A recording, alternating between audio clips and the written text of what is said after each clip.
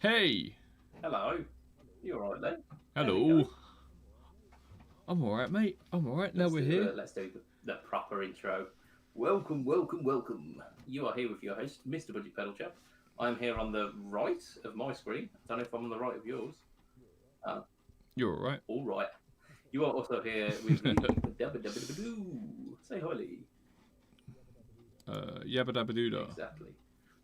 This is like potentially episode number 161 of the Fret Talk podcast, and I've lost count of which number it is of the live cast by now. So it's.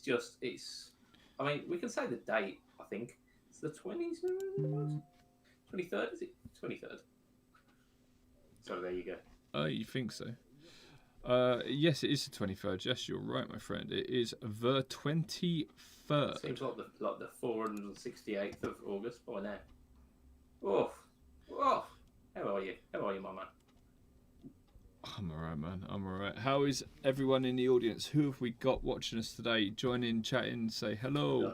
Oh, do you know what? I haven't changed the titles. So apparently tonight we're discussing the passing of Peter Green again. No, it says Lee. Lowy. Oh, there we go. Tonight we are discussing the passing of Peter Green, yeah? Apparently, yes, we are. Yeah. I mean, that was sad. Yep. Although, it was sad about 4 weeks ago. Still sad. Still sad. We've got 12 people viewing with us. Woo! Say hi in the chat if you are there. Give us a hey-ho. Yep. Greg! Welcome. You in the chat. That'd be nice. Yeah, Greedy Greg we mentioned the other week who did... Do you know what I've done? What have you done? I've colour-coded my pedals. Oh my god. Can you see behind me? They're all white. They're all white. And they match the guitar as well, shelf. which is kind of like an off-white creamy colour. So I've got all the blue ones up here. I've got all the black ones up there, which is like overflowing. I've got all the purple and pinky ones up there. Yeah, I'm really sad. Yeah, very much so. I mean, I've organised mine into like a small kind of tower, and I'm pretty sure they are mostly load bearing. So if I remove one, the tower will no longer be a tower. I know exactly what you mean. I've got too many things, man. I need to get rid. I can see your cursor, I think, or is that mine? Can you? It might be mine. There we go. Why is that appearing on there? Oh. There should be an option to not show the cursor, and your screen is gone. Anyway, let's not worry about the Hand of Doom. Yeah. Hand of Doom. That's isn't that's something? Isn't it? Hand of Doom? Or isn't that a lyric from a Black Sabbath song? You're wishing that the Hand of Doom will take your mind away. Oh. From Sabbath, Bloody Sabbath. Yeah. Yeah. I love Sabbath. Oh, it's been ages since I've listened to Black Sabbath. Do you know what? I go through probably once a month and just listen to shitloads of Sabbath. They're one of my favourite all-time bands. They're just amazing. So amazing. I owe a lot of my kind of early guitar playing career to Black Sabbath because I just riffed the fuck out when I was young. And the best place to get riffs from is Black Sabbath. Naomi was the guy. Do you know what? So, I got a set of pickups this week, and I put them in from Mr. Fletch, and they were P90s, and I put them into an SG. So I was obviously playing some Sabbath yesterday. What was the setup that you were using? What were you running, kind of effects-wise, to get that Sabbathy tone? I was just running into an overdrive and then into the amp because I put them in last night, and I was really tired because we did a big blitz at a house yesterday, and I ended up doing a shed load of DIY, and I was just like, oh man, I'm really tired. Yeah. So I put them in, played some Iron Man, put them away. Cool. It's basically. And what was the set that you've got? Because he does a fair few. Were they? I think they're the vintage ones. Are they like humbucker size P90s, or were they like full P90? No, you're right. They're the humbucker size P90, so they're not P90 size ones, but yeah, they're humbucker size. Got chrome covers on them, and they look blinding. They look absolutely amazing. Trouble is, right? I put them in the guitar, and what do you expect the volume pot to be? What output? 250k. What resistance, I should say. For a P90, or maybe 330. Most people recommend 500k for a P90. Nah. So I've got 500k on the tone, but on that particular guitar, and I'd never looked at it before, the volumes, both of them, are 100k. I know, never seen it before. Neither had Ben. So yeah, so I'm gonna have to rip the guts out of it and just by the bits. It's not hard when you're just wiring up single coils. It's very, very simple to wire them up. So yeah, basically 2 wires, because I've got 2 tones, 2 vols, 2 volumes. So it'll just be two connectors to the from each pickup. One, you put the black and the white as an earth, so you just ground that to the top, and then you just connect the red off to one of the lugs on the volume, and that's it. It is as simple as that. So simple. Fletch was doing, I don't know if he does them anymore, but he was doing like a little like PCB that you attach to pots, that you basically wire your pickup onto this PCB, and then it allows for like switching options. So like phase switching. That's pretty cool. Yeah, I didn't want anything. In fact, I was just toying with just having a bridge pickup and leaving the neck cavity open. I wasn't that interested in doing anything fancy with this. I like fancy guitars with lots and lots of switching, like I've done on my Les Paul. That can do pretty much anything. But the P90 guitar, I just wanted it to be a raw rocking motherfucker, and it's pretty much that. Kind of a la Phil X, with the bridge P90 and then the neck pickup completely gone. Yeah. And the guitar really kind of replicates that sort of rock and roll, this is shit but sounds great sort of aesthetic, because it's an old guitar that someone gave to me, and it was an Avon guitar from the 80s. Nice. Not really, but it's mahogany. It's a bolt-on neck, but then people go, "Oh, bolt-on neck SG," and it's like, but you play a Strat. You know, people don't turn their noses up at a Strat, but a bolt-on neck SG, they turn their noses up. It's because it's that annoys unexpected, isn't it? You see Gibson style guitars, you think set necks. But no, I agree with you. Like, if there's not really a problem there, and if it is a cheap guitar and then it's like the neck's set wrong, you're much more likely to be able to change something with it if it's a bolt-on neck than if it's a set neck that's been set wrong. So yeah, no, that's absolutely true. Well, you can get it fixed, but you'd have to get it fixed by like a pro, wouldn't you? So look, what I want to do is just have an interlude here and say, people watching, thank you for joining us. It's really lovely that you have joined us, but could you please share this so more people can see it, more people can comment, share it as a watch party, or just share it to your favourite groups or to your own Facebook pages, or and these sort of things, because we want people to love us. We are very needy people. We're like bread. Speak for yourself, mate. But no, I do love the listener interaction. Just while we're here, if you are in the chat, let us know. Put your favourite Black Sabbath song down below, because I want to get on a Black Sabbath kick. To be fair, what I've been doing, like when I've been in the mood for Black Sabbath, I've been going for Black Label Society, because it's kind of a similar vibe, and I absolutely love like the nasty, just of Zach's guitar tone, and just it's like it's good. So there's a bit of a story of me in Black Label Society. It was before I started playing guitar. I met some guys. I was working. It was one of my first jobs leaving school, and because I didn't start playing until quite late. I always wanted to, but we didn't have the ability. So went through, met these guys, and they were basically virtuosos already, and they were younger than me, about a year younger than me. They've been playing for years, and they were playing all the Van Halen stuff and all the Malmsteen stuff and all these sort of things.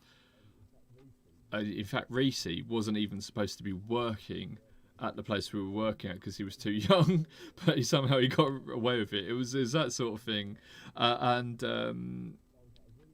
I was like, I really want to be able to play, and they were like, what do you want to play? And I was like, well, I've heard this song on this album. It was on like one of the, wasn't the Kerrang magazine, but it was one of those sort of Scuzz or something like that magazines. Yeah. And I was like, there's this song, and I didn't even know what Black Label Society was really. And I was like, this is how things should sound. And it was old Zach Wild just like tearing away.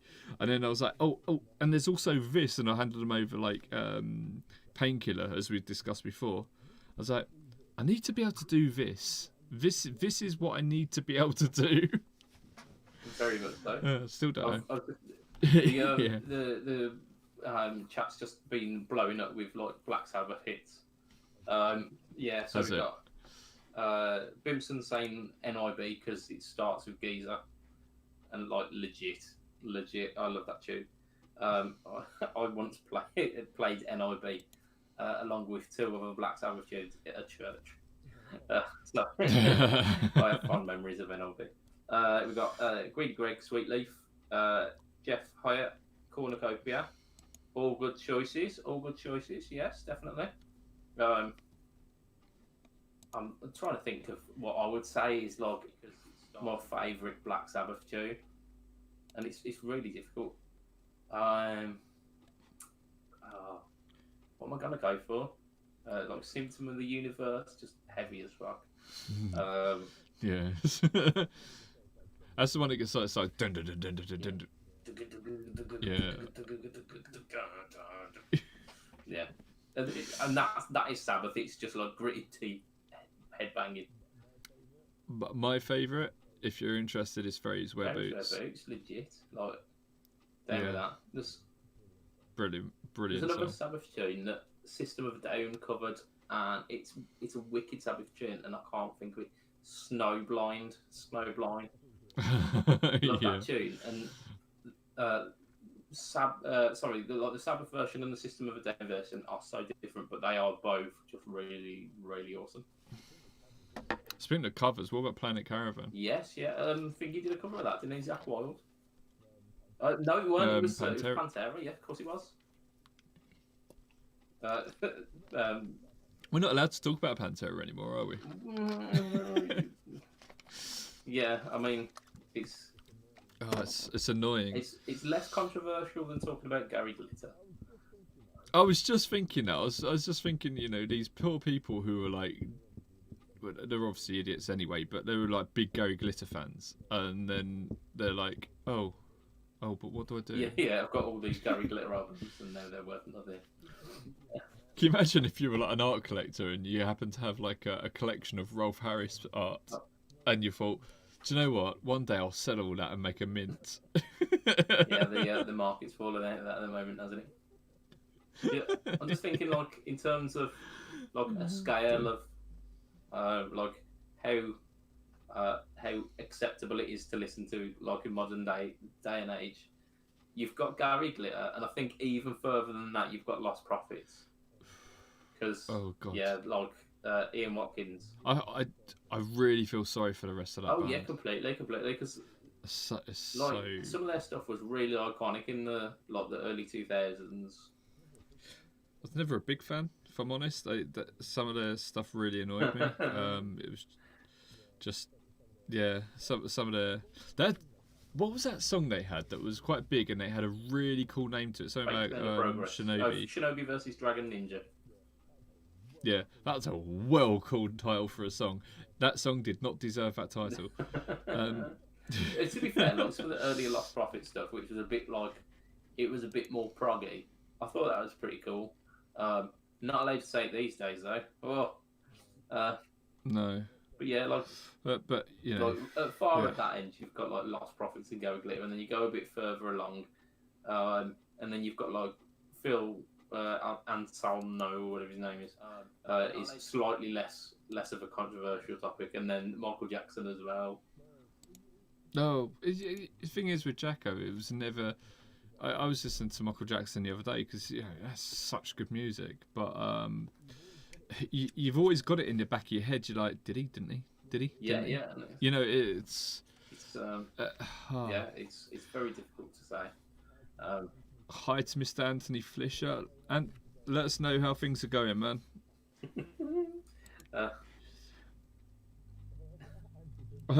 Andrew Bimson, I've seen Gary Glitter. Yeah. I should read these before I read them out loud. Hand of Doom. Actually, Hand of Doom is my favourite Black Sabbath. This is from Jeff Hyatt. Jeff's a really cool guy. He's actually friends with Greedy Greg. It's interesting how we've had no Dio era stuff proper. Oh man, but when you take Dio out of Black Sabbath and put him with some of Deep Purple and create Rainbow, you've then got one of the best bands that ever existed. Yeah, I mean, I've got nothing against Dio era Black Sabbath, but it's Dio. It's not Black Sabbath. That's what I'm saying about it. It doesn't really have the vibe of Black Sabbath.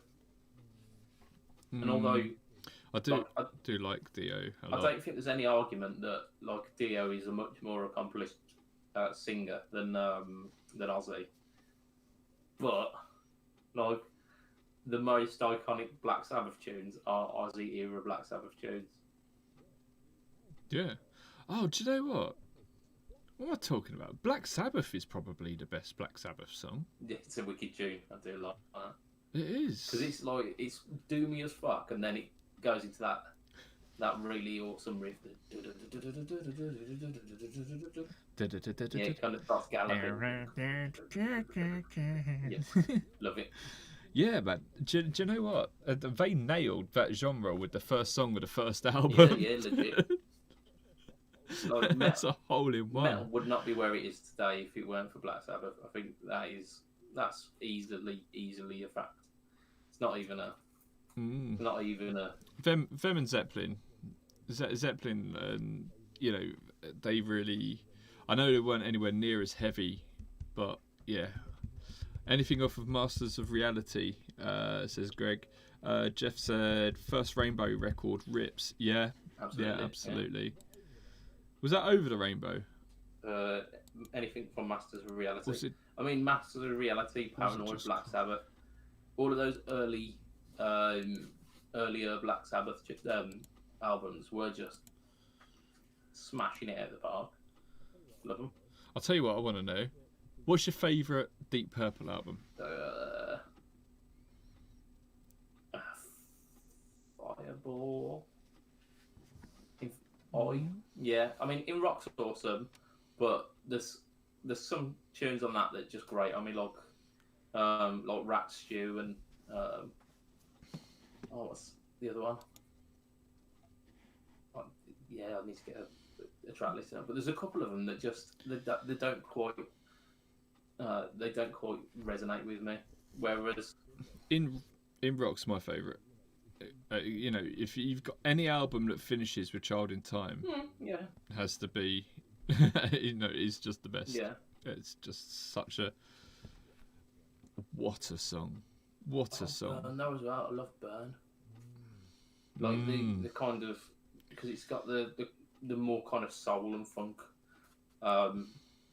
influences. Machine Head's a great album. Yeah.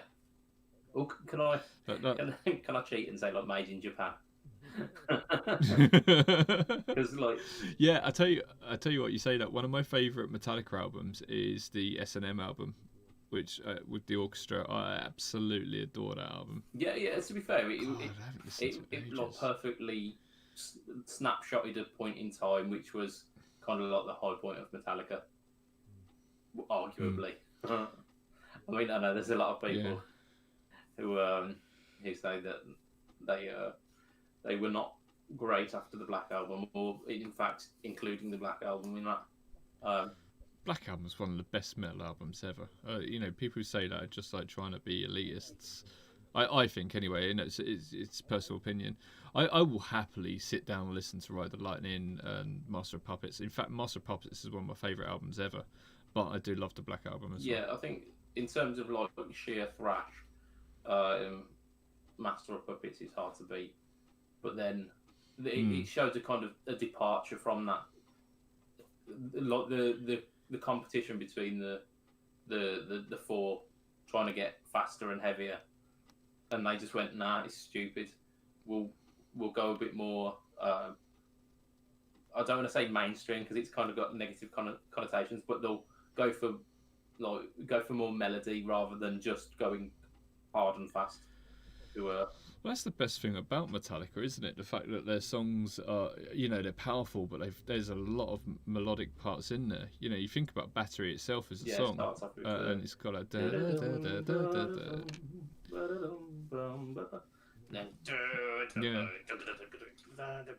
yeah, that's a wrist exercise in and of itself, isn't it, that one? And that beautiful intro, which could almost be orchestral on its own to Sanitarium, down, then you've got the harmonics. It's just such. I'm gonna go listen to Metallica now. That's it, yeah. That's it. We've got Sabbath we need to listen to. We've got Purple we need to listen to. Metallica. I mean, we're getting people in the chat again, like Metallica, Kill 'Em All. Yeah, Machine Head. Yeah, Kill 'Em All is such a good album. It really is. Oh man. Okay, right. What have you been up to? Well, I mean, we've done stuff as a unit, both you and I. We are legion, for we are many. Exactly. Because we've been really kind of pushing hard on the Pedalboards of Doom YouTube content, and along with Mikey, I'm not even going to try and pronounce his surname. Mikey and Lowell. And Lowell, yeah, Lowell George.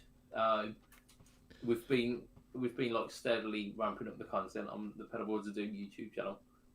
So since the last podcast, since the last live podcast, should I say, you have started a new news segment, haven't you? Yes. So obviously we bring you news on here within reason. We try to bring you news if there is any. Sometimes we don't know huge amounts about it, but what we've done in the past is when things have been announced, we've made videos on them, and they've been viewed a lot. But some people have been like, "Oh, yeah, you haven't got the pedal to play." It's like, no, it's just been announced. It hasn't even been fucking released. Yeah. Of course, I haven't got the pedal. I'm just talking about the specs, so people don't have to go and read it because people don't read things anymore. Yeah. Anyway, we looked into like this. A Marmite kind of thing, weren't it? Where we had,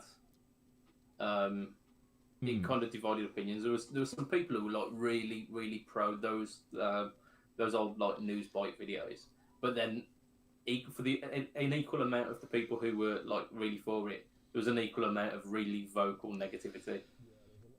Yeah, there was a lot of dislikes on them as well, like thumbs down and that sort of balls. But we knew that there was something there because it had a lot of views, and there was a lot more views than there was bad comments. There's some of the we've got thousands, like tens of thousands of views on them. Yeah. And for our little channel, that's quite a lot. So we were like, okay, so where do we go with this? We know we do the news, we do it on the podcast and the live casts, and it's really popular. So we've decided to do a weekly news segment, PBOD news or whatever we're going to call it. And we're just working on making it better. It's usually about 5 minutes long or less, depending on how much news there is. And we'll just go through and bring you the weekly news. So you can just go on, click on there, check it out, and see if you've missed anything, and if anything's worth mentioning. If what we'd probably do, this is just thinking aloud. This is where Mr. Budget Pedal Chip's bum squeezes, and he goes, "Oh no, don't do it." But what we'd probably do is have a look at the comments, and if any particular bit of gear gets a lot of traction, a lot of comments and these sort of things, so we'll talk about it on here as well. Yeah, I was thinking it would work as a really nice supplement to the live casts where we can pick up on some of the, because the whole point of pedal boards of news is that it's like short and sharp, and just giving you like a real quick.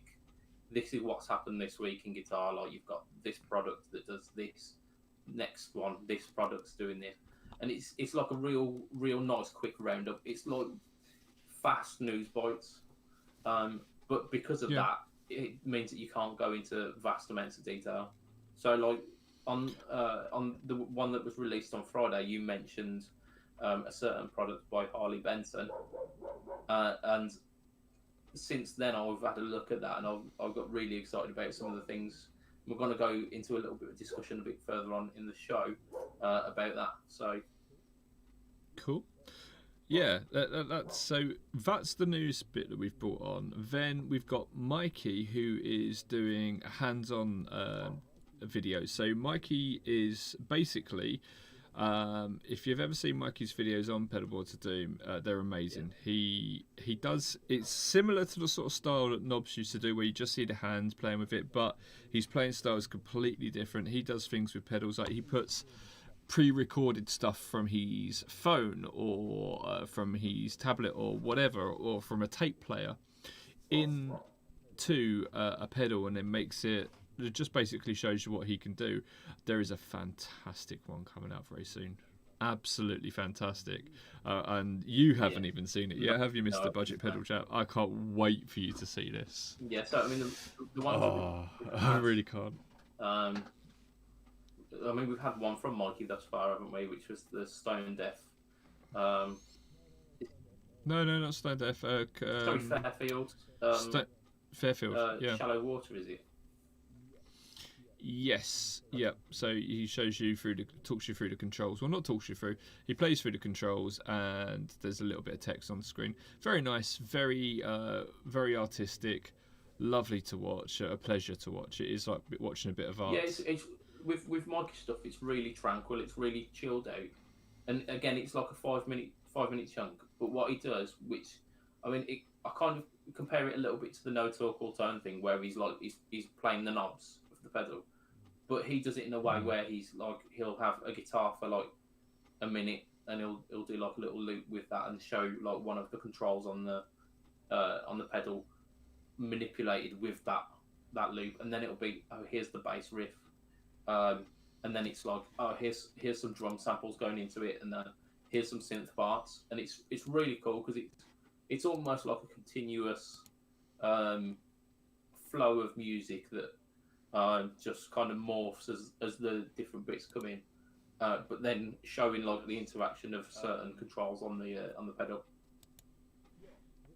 Yeah, he gets a lot of information into that short amount of time, doesn't he? He's a clever man.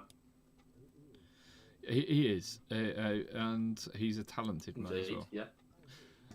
As is our Lowell. Sorry, very talented and crazy to boot. Exactly that, isn't it?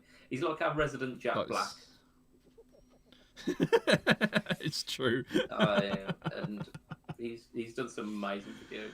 I mean, if you only check out one of the ones from Lowell, check out his Tube Screamer rapid pedal review. It's 1 minute. That's it, yeah. Go and watch it. Yeah, it's fantastic. I'm not going to give away the ending, but with Mikey, as we said, it's like tranquil and it's really peaceful. Lowell is the opposite end of the spectrum, where he's like turned up to 11. It's like super enthusiastic, like caffeinated almost, and he takes you through some. I mean, the previous week was Does It Do, where it was taking you through how well the Game Changer plasma pedal does heavy styles, and then we've got one coming up in a couple of days' time where he's doing Does It Surf. Yeah. One of the things that we're thinking about doing is lots of these Does It. So Does It Doom, Does It Surf, and one of the things we were thinking about is Does It Dad. Yeah. Does It Do Dad? That's Rock. I'm definitely going to have to come in for a cameo on that. 'Cause, I mean, if you only check out one of the ones from Lowell, check out his Tube Screamer rapid pedal review. It's really cool because it's almost like a continuous flow of music that just kind of morphs as the different bits come in, but then showing like the interaction of certain controls on the pedal. Yeah, absolutely. Yeah, Oh so I man, mean it's so we've much fun. done those ones, and I've also brought out the Stomp v Stomp as well, which is uh, So pitting cool. the modelling technology against the actual pedal. So we did this with the mini tube screamer, which is based on the TS. As far as I'm aware now, I've been told it's the 808, not the 9.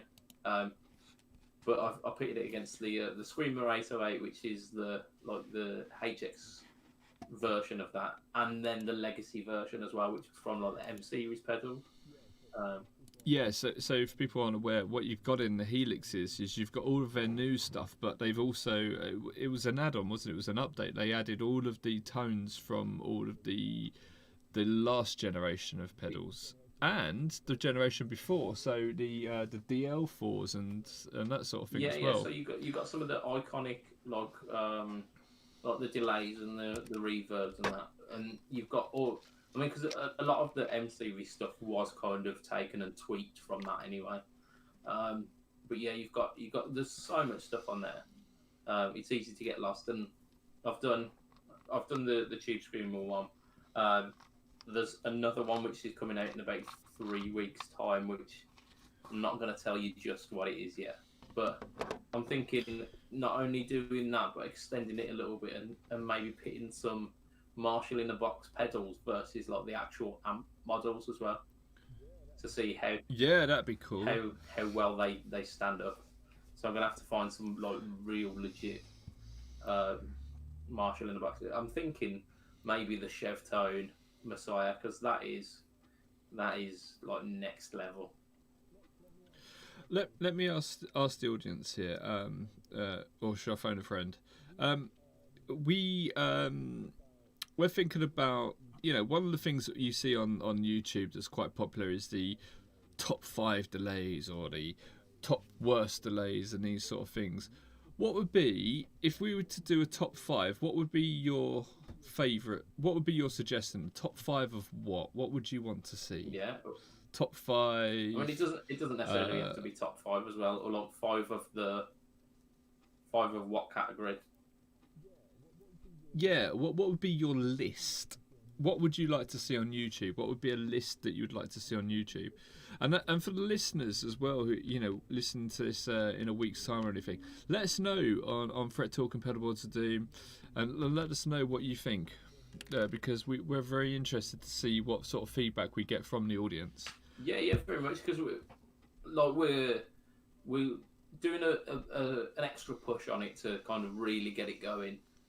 We've started out with a couple of our own ideas, but we'd happily take on board some ideas from the audience. If it's something you want to see, let us know because we'll If we can do it, we well, will. that's it, isn't it? That is it. So Absolutely. yeah, I mean, we've been doing a lot of that this week in terms of like video stuff. You've also got coming out tomorrow. In fact, tomorrow at about I think it's scheduled for about 9 o'clock. Oh yeah, about these. It'll be Oh, can't see that, can you? no, it's about it's a little kind of DIY fix if you've got a broken TRS. Yeah, it's just a hack. I hacked a pedal. But if you want to see more, then tune in tomorrow, and you'll see it. It's a very short video. I just chucked it together, but I thought it could be handy. Mainly going to be helpful for new guys, but if you've been playing for a while and you see it and you go, Of course. Yeah. shit, I never thought of that. Then I hope it helps you. But also, there's one thing I'd like to say. Right? Okay, there is something on the market until tomorrow, which is free and really, really good. And what I want you to do is to see what it is. Go and watch the news video from yesterday. Of course. Yeah. Yeah. It's free stuff. Free stuff's always up. And what we should do is at the end of this live stream, when we're doing our joke just for the listeners, we should tell them what it is. It'll be done by that point though. Yeah, exactly. So it doesn't really matter anyway. But we can tell them. Yeah. I was hoping to keep people listening to the end. It doesn't quite work out like that because it's the link to access to the free stuff will have expired. I tell you what, Yeah, I realised absolutely. from that video when I was sorting your thumbnail out for the TRS video, and it's one of those moments where you're just like, why did I not realise this before? TRS, tip ring sleeve, isn't it?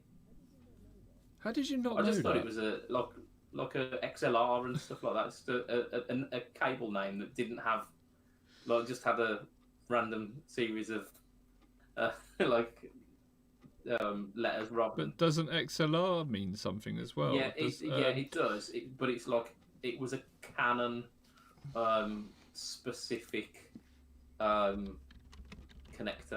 and then it started being adopted by other companies. It stands for external line There return. you go. But it's not as stupid as tip ring sleeve. Tip ring sleeve is literally exactly what it is. Yeah, that is. Do you mean stupid as in stupid Yeah, not yeah, getting yeah. it, or Yeah, stupid like as stupid how easy, how simple that is.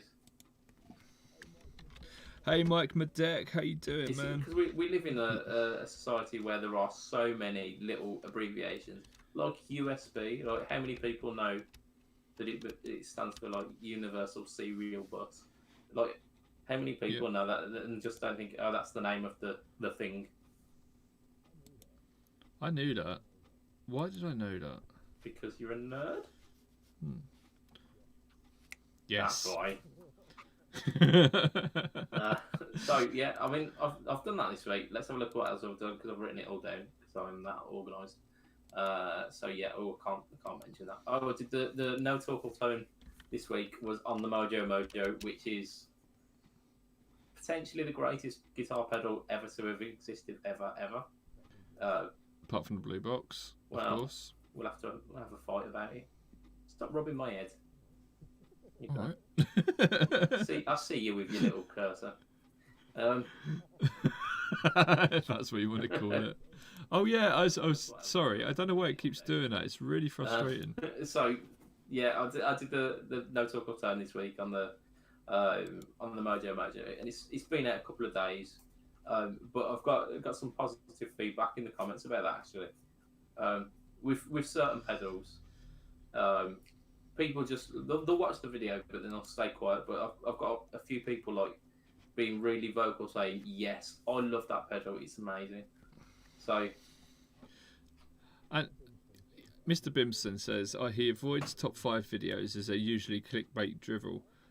Yeah, okay, but some of them are really good. What was the one we watched the other day? It was like the top 5 worst hiding places in games. It was like Metal Gear Solid where they were hiding in the box. Yeah. I mean, and in the latest one, like you could stand up and there was a picture of a person on the box, and the guards would actually think it's that person, even though it's obviously a cardboard cutout on a box. Indeed. Yeah, I mean, oh, there is a lot of those clickbait drivelly top 5 lists, and that's why we're asking you. We like the format, but we want to avoid just kind of pissing in the ocean with the clickbait stuff. We don't want to be delivering stuff that you feel kind of cheated for having clicked on. We want to deliver stuff that you go, yeah, I legitimately would like to know about that. I wouldn't mind just doing a couple of crap ones for the clicks as well. One of my friends did the top 10 worst guitars, and he has over 1 million views. I mean, Jeff Hyatt says, I love top 5 lists. There you go. So yeah. I mean, there's a market for it, and I want to be able to deliver some top 5 lists and some not necessarily top 5, but something 5 lists, like most interesting 5, most influential 5, most weird and wonderful. And I want to deliver that, but I want it to be something that you want to actually watch and that you feel that the experience was valuable for. So absolutely carry on in those comments below and let us know what would a good top 5 list be for you. Mr. BPC. That's me. I thought you were mentioning the comments. No. I was talking to you. We're stupid. Go on. We're just sitting here arguing about what we think the best pedal is ever.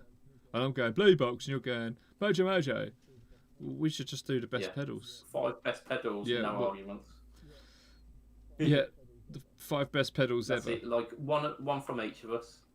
There we go. We've got top 5. We should say maybe simple pedals, because like, yeah, we can't like chuck in something like the DD500 when it's like does so much. Yeah, I mean, I've got the Stomp. Obviously, there it's now, a great pedal. Pretty much does everything. Yeah, but absolutely. In terms of drive pedal, I'd take Mojo Mojo over putting a Stomp into the front of an amp to model a drive pedal. I just would. It's more simple. It's easier to manipulate the controls on a physical pedal. But yeah, that might make a cool one, like our top 5 pedals. Yeah, like the top 5 pedals. Yeah, come on.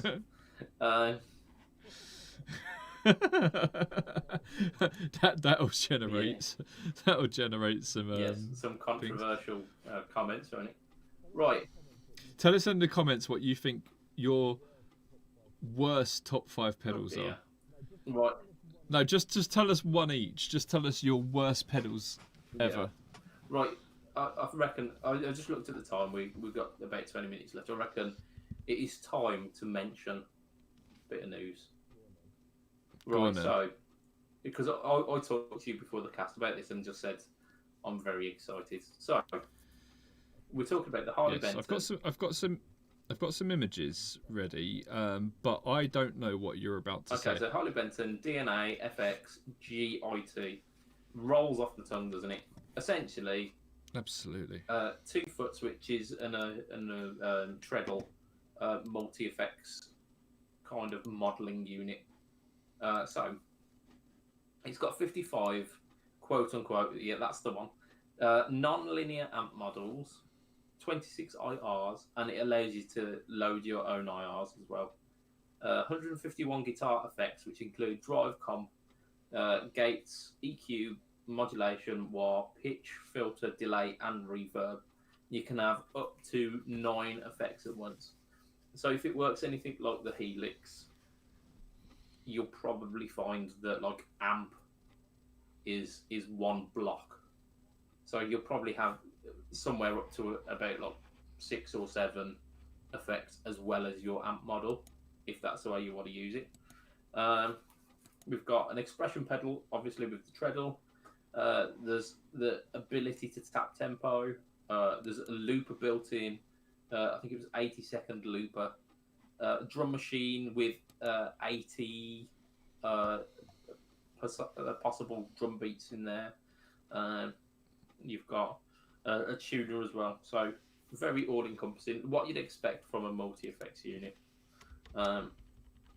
If you flip it over to the back, you've got mono in, stereo out. Oh, I have a picture of the back. Go on then. So you've got mono in, stereo out. You've got 3.5mm jack for the headphones and 3.5mm jack for an aux in. So you could like potentially put like an iPhone or any other phone. I'm not being phonist here, but like any other phone, like straight in to jam along to some jam tracks. There you go. So yeah, we've got the aux in, the input. We've got. How'd you like the rear end? We've got the USB for like USB recording and like editing patches, which I think because of the limitations of the screen on this, that will be essential for like dialing in the perfect tone. But then you've also got this this little one, which is let's just have a look. OTG they call it. So it's like a mini USB, like a USB-C by the looks of it. But that allows you to go from that into like a smartphone or a tablet to either like record audio on, like I know like GarageBand is on a lot of the old phones, and you might have some like recording, like basic recording software on an Android, so you could record like some little demos rather than just like what you used to do back in the days, put your phone close to your guitar strings and try and like strum out like an idea. Oh, so it's an out, Yeah, is it's it? an out, yeah. Or Oh. or you can use that to go like into a smartphone or a tablet, and you can live stream with the tones. So if you're doing like a little Facebook Live or like an Instagram Live or something, and or like you only use like a mobile phone, which a lot of Instagrammers do and a lot of Facebook users do for a lot of the convenience, you can plug into that and use that as a like use the guitar tones to that, which I thought was absolutely fantastic. Can you do that, the same thing, on the Moore pedal that is almost exactly the Yeah, same as yes. this? When I say almost, I mean Yeah, it so is. from what I see, the GE 150 is pretty much the same pedal, just with a different chassis. You mean Have you got a picture? this one with the back end? This is the back end of the Moore. Okay, yes, yes. So exactly that. Yeah. And Um, yep, you can see, just for the listener who is not seeing this, they've got exactly the same, in exactly the same order, exactly the same IO. So, and I do have, I can change this to the fronts as well. Yeah. So I'd have to switch between them, but there you go. That's if I, still the Harley I'll go Benton. live Still the now. Harley Benton. Like that. But yeah. Yeah, that's the Harley Benton. That's the Moore. Yeah. So I mean, So you can see you've got the buttons lined up in a row. You've got these lights that also are up in a row. That's the same on both of them. You've got 3 knobs, which are master volume mode, and that's exactly the same on here. And you've got the 2 buttons and the treadle pedal. treadle pedal. So treadle pedal. So like in terms of the unit themselves, very similar. Like really similar price point as well. Like the Harley Benton is coming in at €139, which is £128, and obviously is a Harley Benton exclusive. The cheapest I found, the Moore G150, was $139, which is, I mean, it's neither here nor there. Like if you want to order from Thomann and have it delivered from Germany for like a tenner less, essentially, or you can order from companies like in the UK who've got the Moore all ready to go. So Yeah, I suppose a Harley Benton is probably Europe only, really. You wouldn't want to be shipping that in from the States or buying it in from. Is Moore Chinese or Japanese? It's probably Chinese, yeah, isn't it? Moore's it's gotta Chinese, I'm almost certain. So, Yeah. like in terms of that, I'm thinking like your initial thoughts are that's trying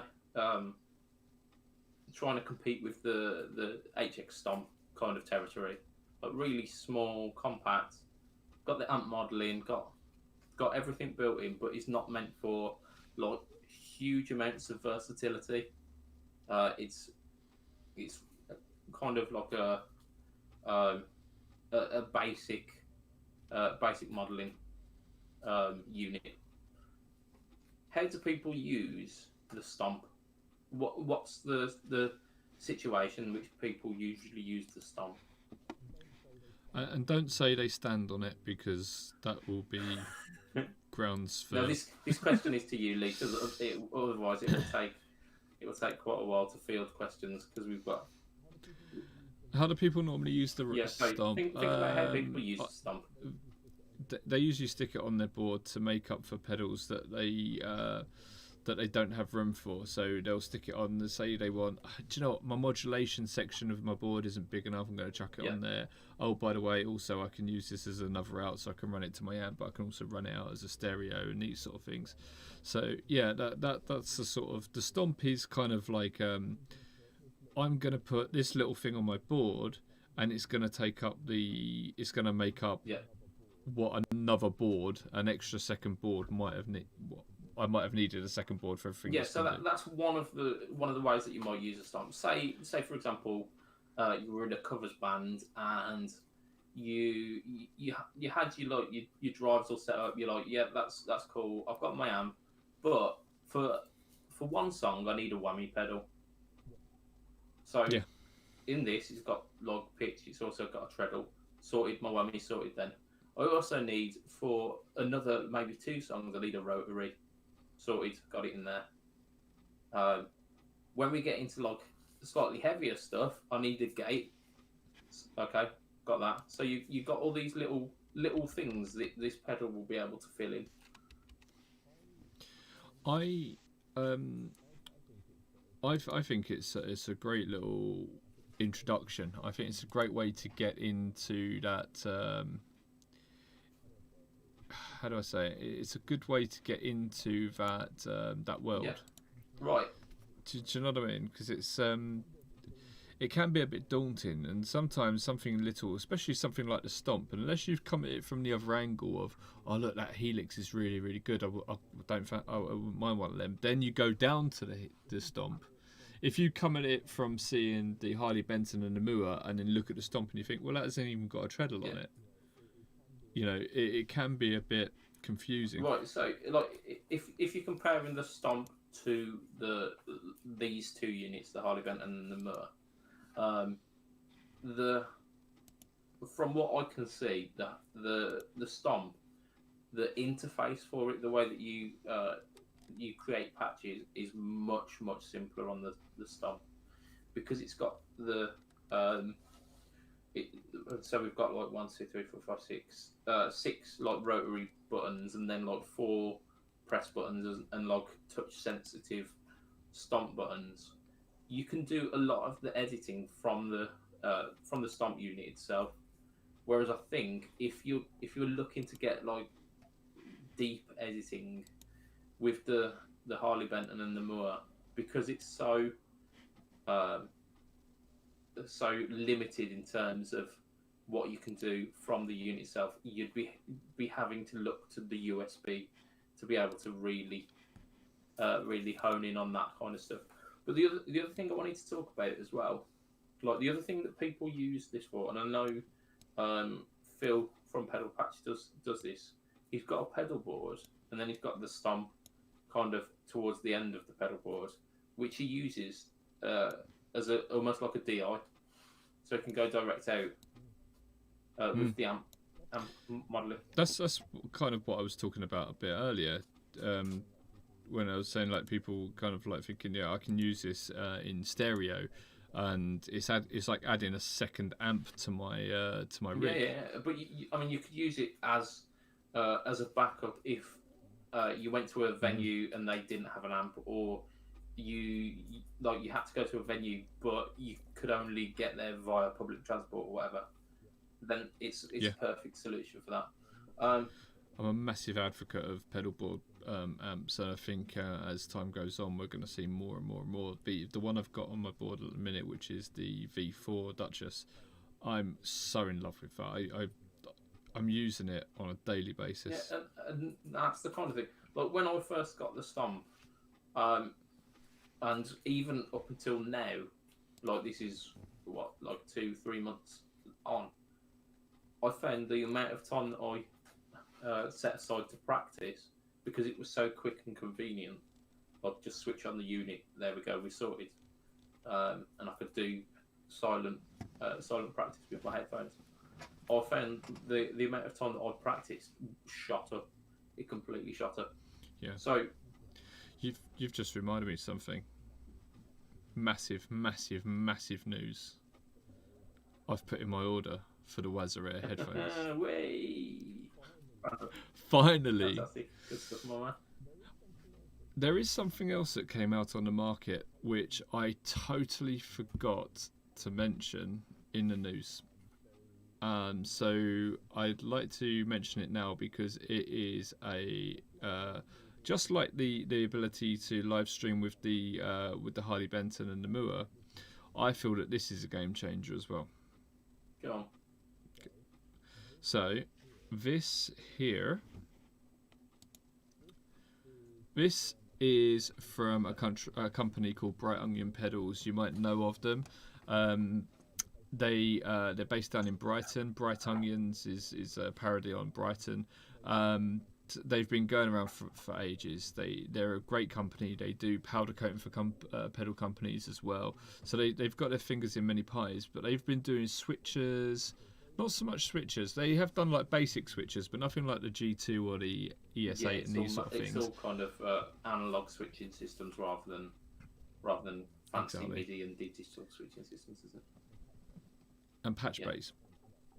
And that sort of thing. I know you can buy their stuff all around the country, and they do really, really great stuff. I don't know if you can get this over in the States. If you can, I would recommend it. It is called the Quad Remote Looper V2.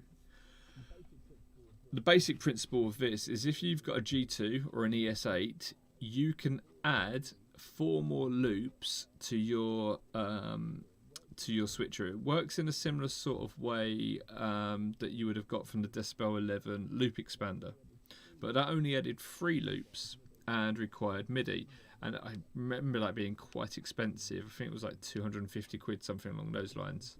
I did try and Google that before, but I couldn't find it because I was talking to some friends about it, because you just can't find them anywhere. I don't know if they've stopped making them or if the company's gone down or whatever. But this works quite cleverly. You don't lose a loop. What it happens is on the ES8 you have 2 switch outs which you would normally run to your amp to switch channels.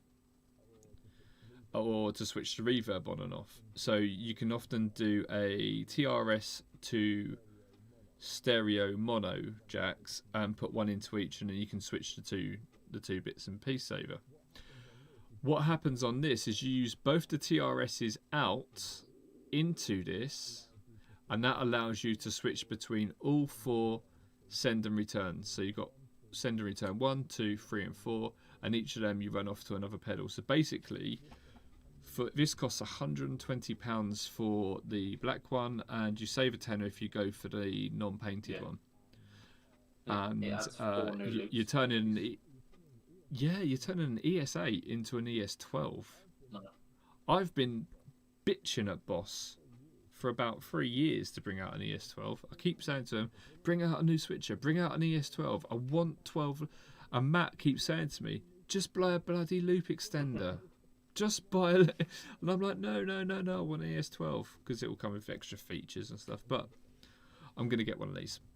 And, this is a big thing. It will turn the G2 into 14 loops. Yeah, but it also works on the smaller ones as well, the ES5 as well, doesn't it? Yes, it works on the ES5, but it doesn't work on MS3. the MS3 because that's only got one switch out. Yeah, okay. So yeah, I highly recommend this. It's Bright Onion pedals, Quad Remote Looper V2, and I'll be adding one of these to my board and reporting accordingly. This is great for me. The only thing it can't do is order switching. Yeah. But, so what? It's not the end of the world. Speaking of Bright Onion, you need to switch off that image there, Lee. Is it really, really bright on the screen? No, you've just had it for about 15 minutes, mate. There you go. There you go. This is a...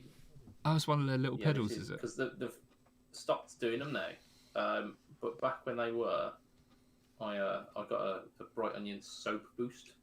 And this week on Instagram, I took, if I may say so myself, a flipping fabulous picture of it.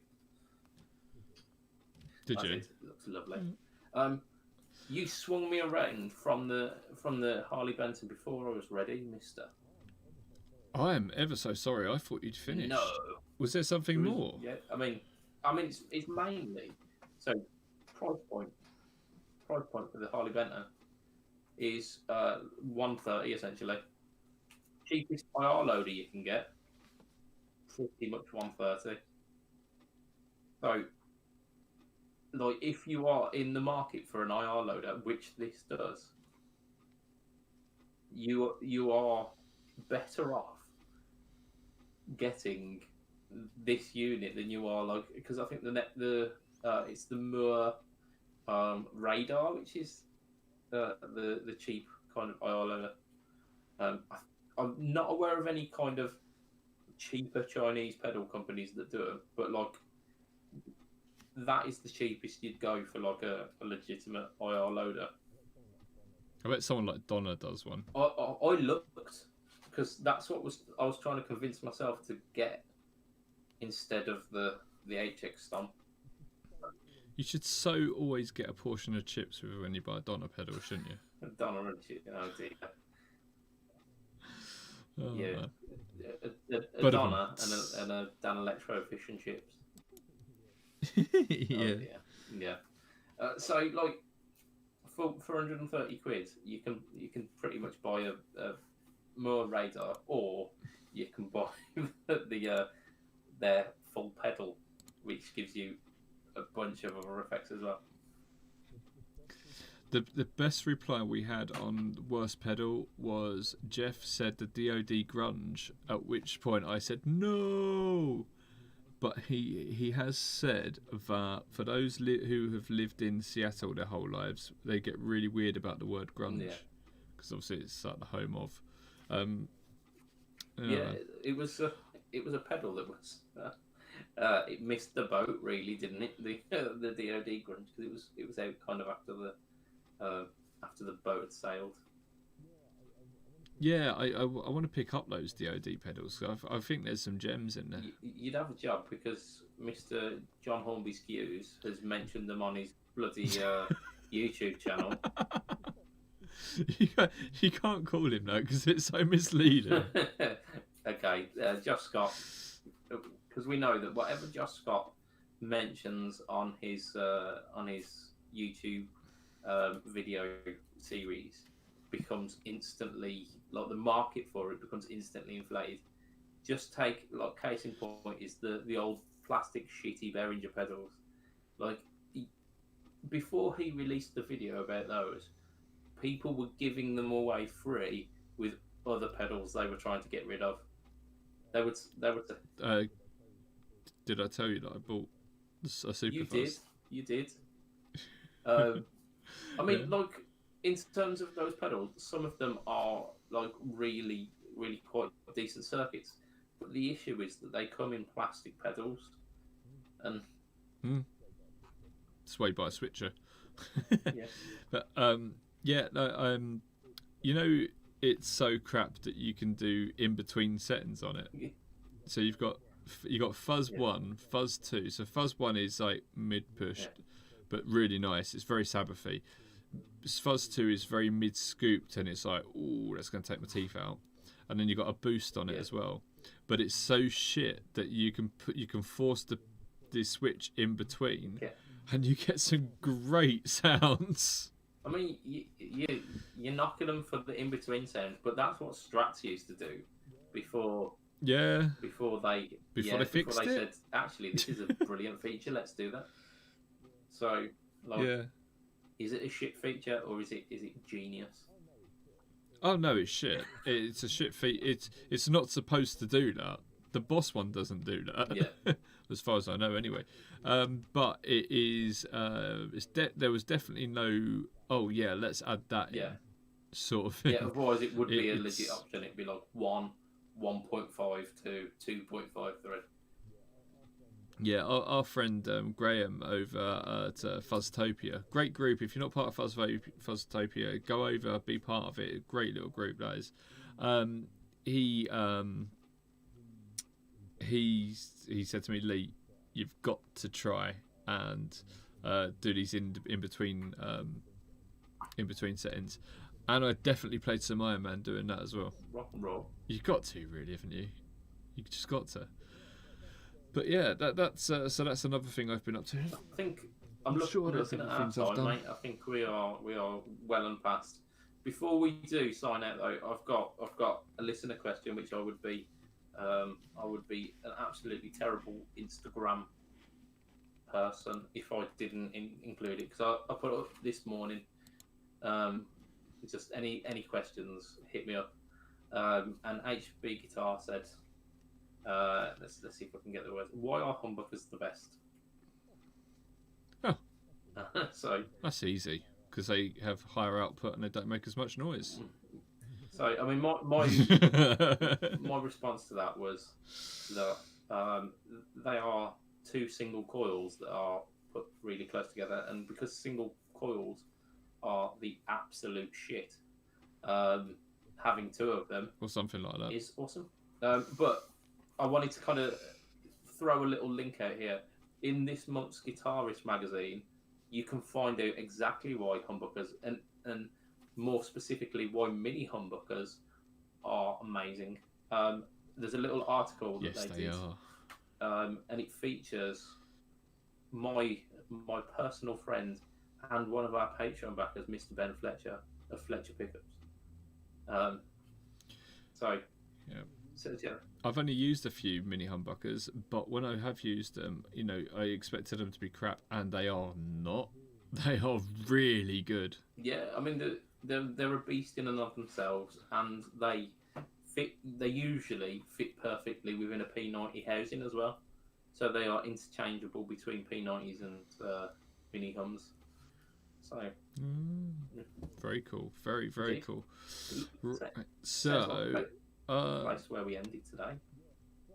yeah, should I do the intro as an outro? Well, first we've got to mention some people, haven't we? We've got to mention our lovely Santa Patreon Claus. backers. Santa Claus, unfortunately, Oh, okay. is not one of our Patreon backers. If you do want to back us, though, Mr. S. Claus, and any of you people who are listening today, it's patreon.com/frettalk. For as little as $2 a month, you can be one of these fantastic people. And these people are as thus. Let's see if we can do it without the book. It is Andrew Binson, who's in the comments. We've got Adam Yeomans of Chef Tone Effects. We've got Doug Christ of 37 Effects. We have got Joseph Richardson of Abstraction, the new band. Go check them out. We have got Hugh G. Rection. We've got Ben Fletcher of Fletcher Pickups, and we have got our new chap, Brian Goer of the Tone Jerks podcast. Do yourself a favour, if you like Fret Talk, check out the Tone Jerks. Those guys, like the American equivalent thereof. Want to catch me online? It's Budget Pedal Chap at everything. So you go facebook.com/Budget Pedal Chap, Instagram.com/Budget Pedal Chap, YouTube.com/Budget Pedal Chap, which is the home of the No Talk All Tone series. And next week, there may be some new stuff coming. I've got 1 or 2 people sending some pedals through, so very interesting. Keep an eyes and ears peeled for that one. Lee, you are Pedalboards of Doom at everything, aren't you? Pretty much. Yep. You can find me on everything. Pedalboards doing. We're stepping up our Instagram as well. We're doing really well on that, and please go over and give us a follow on there. And yeah, I do everything Timepedia as well. We've just released a bunch of Anasound stuff on there, and there's more to come as well. So go and check out the stuff. Particularly interested on there. You've got the High Voltage, very AC/DC. It's all based around AC/DC. Go check it out. Yes. What else do I do? I don't know. Pedalboards of Doom YouTube, which is kicking off. Make sure you're part of it. Make sure you are subscribed to that, because it features Lee, but it also features me. So, yes. there you go. And our other friends. Oh, and we've got another series that's going to come out. If you're an aspiring pedal builder, we're going to have a series for you. Yes, we are. So, That's coming out today. and I'm not doing that, thankfully, because you know, Richard, be you blind won't leading the blind there. Right. Yeah. Stay tuned, and you'll get a shit joke in about a minute. Okay. Right. So from myself. For our viewers, thank you very much. Love to you all. Mwah, From mwah. myself, Budget Pedal Chat. From Lee. Stay by, Lee. Bye. It will be exactly bye and good night for this week. Sit all a bit.